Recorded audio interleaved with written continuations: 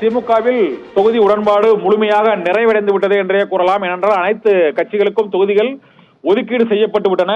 இதன் மூலமாக மீதியுள்ள 21 தொகுதிகள் எவை அதில் திமுக வேட்பாளர்கள் தான் போட்டியிடுவார் என்பது உள்ளங்கை நெல்லிக்கனியாக வெளிப்படையாக தெரிகிறது. அதன்படி திமுக போட்டியிடும் தொகுதிகளைத்தான் நாம் இப்பொழுது பார்த்துக் கொண்டிருக்கிறோம்.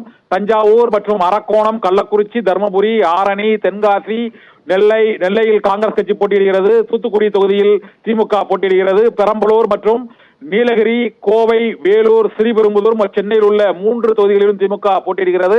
இதேபோல திருவண்ணாமலை தொகுதியிலும் போட்டியிடுகிறது. பெரம்பலூர் மற்றும் கொங்கு மண்டலத்தில் பொள்ளாச்சி, கோவை, ஈரோடு ஆகிய தொகுதிகளிலும் திமுக வேட்பாளர்கள் நிறுத்தப்படுவார்கள் என தெரிகிறது. 21 தொகுதிகளின் பட்டியலும் இப்போது வெளிவந்து விட்டது. அதன்படி திமுக போட்டியிடும் 21 தொகுதிகள் வடசென்னை, தென் சென்னை, மத்திய சென்னை மற்றும் ஸ்ரீபெரும்புதூர், திருவண்ணாமலை, வேலூர், காஞ்சிபுரம் தனி மற்றும் கோவை, பெரம்பலூர், நீலகிரி தனி தொகுதி, பொள்ளாச்சி, தூத்துக்குடி, தென்காசி ஆகிய தொகுதிகளிலும் திமுக வேட்பாளர்கள் களமிறக்க இருக்கிறார்கள். திமுக கூட்டணியில் ஏற்கனவே இந்திய கம்யூனிஸ்ட், மார்க்சிஸ்ட் கம்யூனிஸ்ட் மற்றும் இந்திய யூனியன் முஸ்லிம் லீக், விசிக மற்றும் மதிமுக உள்ளிட்ட காங்கிரஸ் உள்ளிட்ட அனைத்து கட்சிகளுக்குமே தொகுதிகள் அதிகாரபூர்வமாக அறிவிக்கப்பட்டு விட்ட அந்த அதிகாரபூர்வ தொகுதிகளில் இருந்து மீதி உள்ள தொகுதிகளை பொறுத்தவரை திமுக போட்டியிடும் என்பது தெரிகிறது. இதன்படி தஞ்சாவூர், அரக்கோணம், கள்ளக்குறிச்சி, தர்மபுரி, ஆரணி, தென்காசி, சேலம், ஈரோடு, தேனி ஆகிய உள்ளிட்ட 21 தொகுதிகளில் இப்போது திமுக போட்டியிடுவது உறுதியாகி இருக்கிறது. திமுக கூட்டணியில் முழுமையாக தொகுதி பங்கீடு நிறைவடைந்து விட்டது. திமுக போட்டியிடும் 21 தொகுதிகளின் பட்டியலும் இப்போது வெளியாகி இருக்கிறது.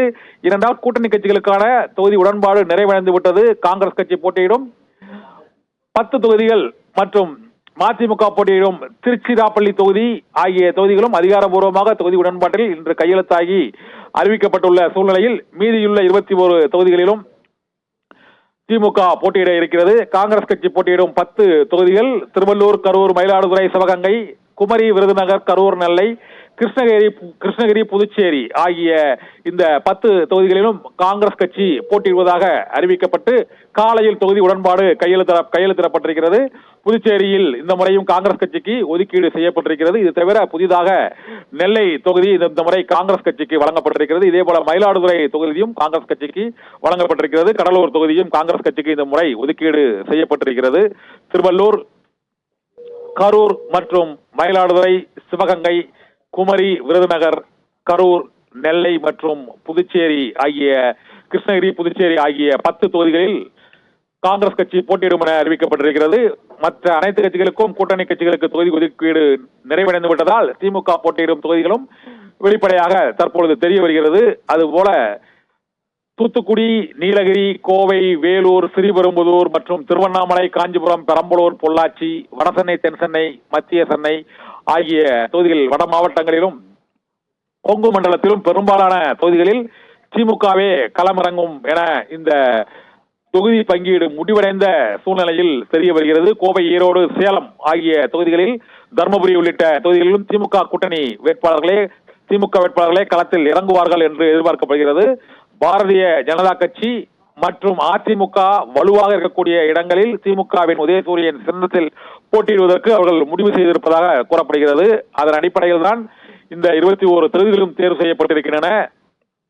திமுக போட்டியிடும் 21 தொகுதிகளின் பட்டியலையும் காங்கிரஸ் கட்சி போட்டியிடும் 10 தொகுதிகள் மற்றும் அதிமுக போட்டியிடும் திருச்சி தொகுதி ஆகியவையும் இன்று இறுதிப்படுத்தப்பட்டிருக்கிறது. இதன் மூலமாக திமுகவில் 40 தொகுதிகளுக்குமான தொகுதி உடன்பாடு நிறைவடைந்து விட்டது. வேட்பாளர்கள் அறிவிப்பு மட்டுமே பாக்கி இருக்கிறது. ஓரிரு நாட்களில் திமுக கூட்டணி கட்சிகளில் வேட்பாளர்களும் அறிவிக்கப்படுவார்கள் என எதிர்பார்க்கப்படுகிறது. காங்கிரஸ் கட்சிக்கான அந்த 10 தொகுதிகளை பொறுத்தவரை இந்த முறை புதிதாக காங்கிரஸ் கட்சிக்கு மயிலாடுதுறை மற்றும் நெல்லை, கடலூர் ஆகிய 3 தொகுதிகள் வழங்கப்பட்டிருக்கின்றன. திருச்சி, ஆரணி, தேனி ஆகிய 3 தொகுதிகளும் காங்கிரஸ் கட்சிக்கு இந்த முறை மறுக்கப்பட்டிருக்கிறது.